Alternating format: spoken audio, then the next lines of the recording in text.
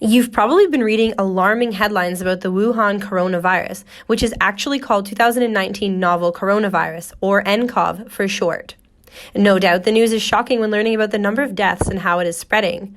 I'm sure all these headlines leave you wondering, what is a coronavirus? For the record, it has nothing to do with beer. A coronavirus is a large family of viruses that can cause severe respiratory illness and sometimes death. Coronaviruses are given their name based on the halo-like projection on their surfaces, much like the corona of a solar eclipse.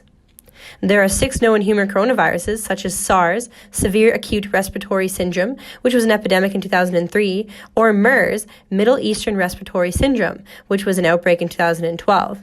You may remember reading about SARS and the global panic that followed.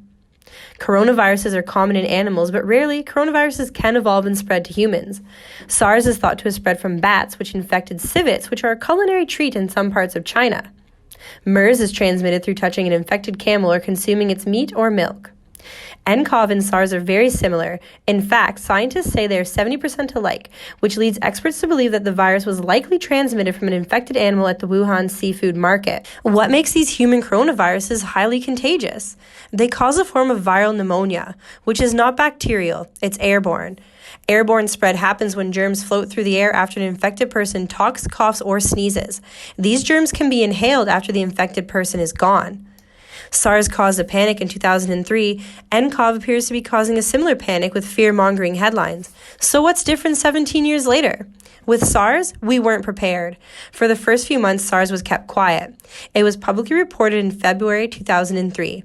With nCOV, China informed the World Health Organization on December 31, 2019, 3 weeks after the first case was detected. Going back to what went wrong with SARS, we didn't know until 5 months into the outbreak what it was. This time around, we knew what virus we were dealing with by January 7th. Our technology is that much more advanced to deal with global outbreaks than we were in 2003. We're far more ready this time around. So for now, officials continue to monitor the situation. It's not all bad, though. The common cold is a coronavirus, and the best way to combat that is to get your flu shot, keep those hands washed, and stay informed.